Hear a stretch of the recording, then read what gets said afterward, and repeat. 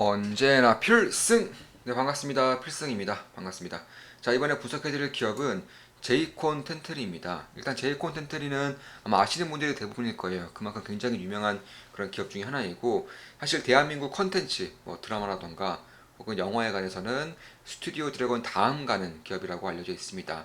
사실 그 외에도 제이콘 텐트리에서 하는 건 꽤나 많아요. 뭐 드라마 제작, 뭐 콘텐츠 유통이라던가 영화 제작, 영화 유통 이런 것뿐만 아니라 일단 메가박스라는 그런 영화관을 운영하고 있어요. 이 메가박스가 코로나 이후에 영업이 상당히 잘 안 되게 되면서 제이콘텐트리의 실적 적자를 이끌고 있는 그런 상황입니다. 그 외에도 JTBC를 운영하고 있는 것도 맞아요. 그만큼 이 드라마 제작사뿐만 아니라 지주사적인 역할을 하고 있다. 이렇게 보시면 될 것 같습니다. 잠시나마 좀 실적을 좀 보시면 일단 시가총액이 1조 원 정도 됩니다. 1조 원 280원, 1조 283억 정도 되는 곳이고 보시면 매출액은 괜찮은 상황이에요. 작년에도 매출액은 꽤나 성장을 한 그런 모습입니다. 다만 메가박스에 들어가는 돈이 워낙에 많기 때문에 역시나 적자를 피하지 못했었는데 저는 올해부터 이 제일콘텐트리의 실적이 흑자 전환할 것이라고 보고 있어요. 흑자 전환도 그냥 흑자 전환이 아니라 2019년 2018년보다 더욱 좋은 실적을 내면서 흑자 전환할 것이라고 보고 있습니다. 그 이유에 대해서 지금부터 차근차근 말씀을 드리겠습니다. 물론 제 모든 영상은 매수, 매도, 추천, 리딩 절대 아닌 거 다들 알고 계시죠? 참고하시면 되겠습니다.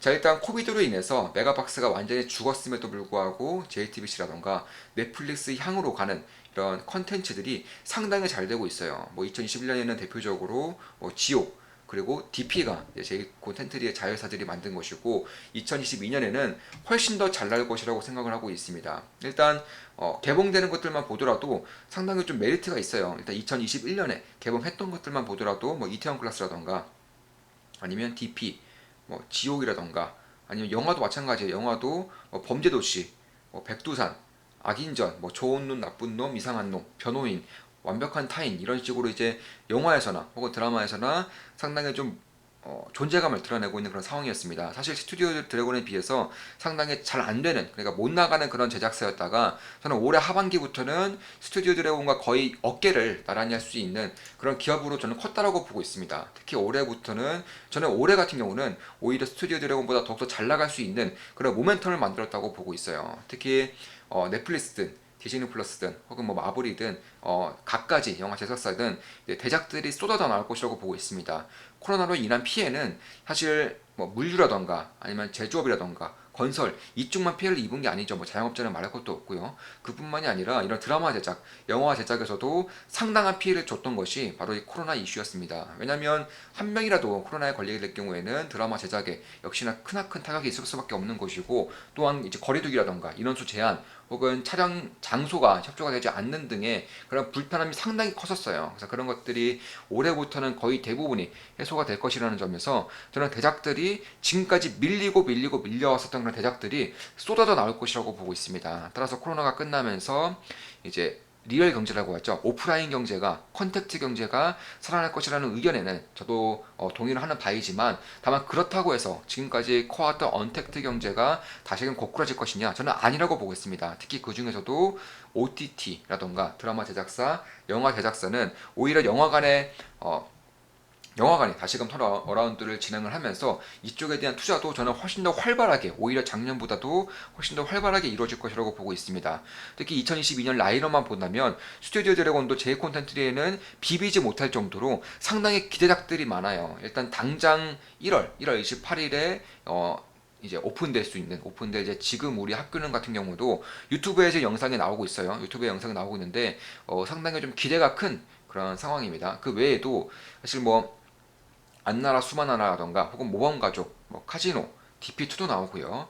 뭐 수리남이라던가 뭐 황정민, 하정우, 박계순 혹은 정우, 뭐 박기순, 최민식, 이동희 이런 식의 거의 간판 스타들이 이제 꾸준히 제 콘텐츠의 콘텐츠를 통해서 이름을 알리고 드라마, 영화를 이제 제작을 하고 있습니다. 그 외에도 제가 가장 기대하고 있는 것 중에 하나가 이 종이의 집이에요.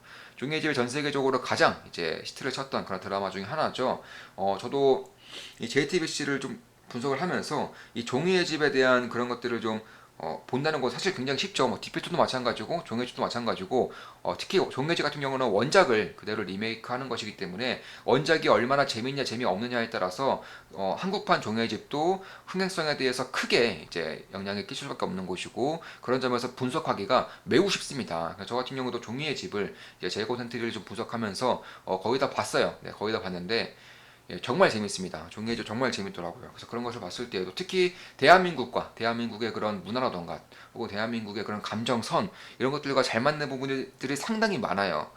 굉장히 좀 이런 휴머니즘적인 그런 모습이 상당히 강조된 물론 최대한 억제하고자 하였지만 아마 대한민국 종이의 집은 그런 것들을 여실없이 풀어낼 수 있을 것이라고 보고 있고 저는 당연히 흥행할 것이라고 보고 있어요. 뭐 영화에서도 범죄도시를 제이코 텐트리에 자유사했기 때문에 범죄도시 2 역시나 이제 올해 이제 개봉될 예정이고 그런 것을 봤을 때에도 그리고 2022년에만 제이코 텐트리에서 나오는 영화 드라마만 해도 20개를 넘어섰습니다. 이미 확정이에요. 확정된 작품 수를 하더라도 25개가량 되는 상황이기 때문에 그런 것을 봤을 때는 한 달에 거의 25개 한 달에 거의 2개씩이죠. 네, 2개 이상씩 제이코 텐트리 작품이 나오는 것이고 저는 작년보다 오히려 올해 2022년에는 훨씬 더 좀 가파른 그런 성장세와 더불어서 주목을 많이 받는 한 해가 될 것이라고는 보고 있어요. 그렇기 때문에 분석을 해드리는 것이고 지금 보시면 그럼에도 불구하고 주가는 일봉으로 보면 최근에 꽤 많이 오른 것 같이 보여요. 그런데 조금 더 길게 본다면 주봉,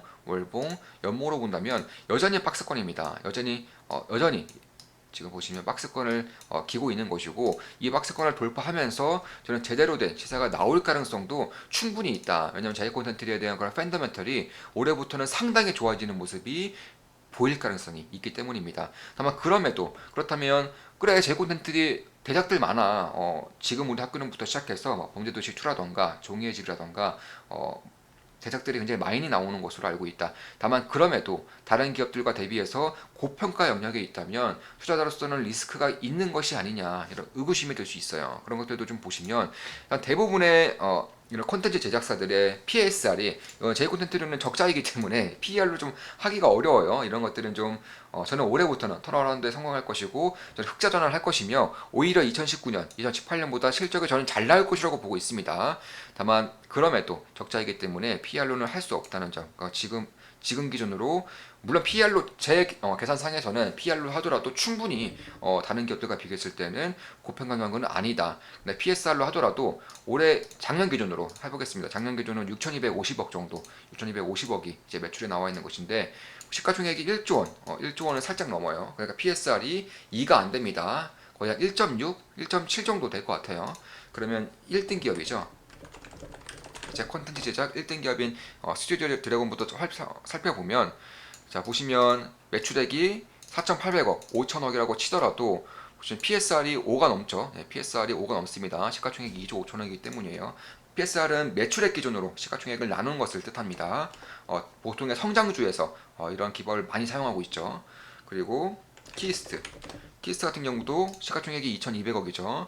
근데 매출액은 올해 기준도 500억을 넘기가 쉬워 보이진 않습니다. 그러니까 PSR이 역시나 한 4.5 정도 돼 보입니다.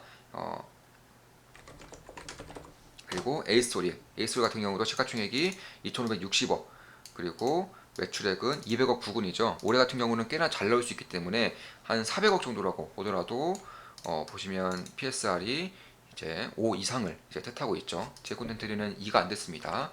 그리고 초록빛 미디어 같은 경우도 시가총액이 5,600억이에요. 그런데 매출액 기준으로 해서 PSR이 10이 넘는 그런 상황입니다. 그러니까 최소 드라마 제작사, 콘텐츠 제작사 같은 경우는 최소 PSR이 5 이상이에요. 근데 재고 센트리 같은 경우는 PSR이 2가 안 된다. 그러니까 올해부터 작년 하반기부터도 가장 히트를 많이 쳤었고요. 올해부터라도 대한민국 드라마 제작사, 영화 제작사 중에서는 가장 기대가 클 수 있는 그런 기업임에도 불구하고 다른 기업들에 비해서 물론 제고 센트리는 영화 제작사, 드라마 제작사뿐만 아니라 사실 뭐 메가박스라던가 혹은 케이블 TV도 운영하고 있기 때문에 이에 따른 밸류에이션을 좀 어느 정도는 다르게 책정할 필요도 있긴 있어요. 다만 그럼에도 여기에 따른 그런 것들을 보면 저는 전혀 고평가 가격은 다른 기업들과 비교했을 때 고평가는 아니지 않을까 개인적으로는 그렇게 보고 있습니다. 사실 뭐 스튜디오 대련도 마찬가지고요. 키스트, 트롯뱅 다 마찬가지입니다. 오로지 드라마 제작, 영화 제작만 하는 건 아니죠.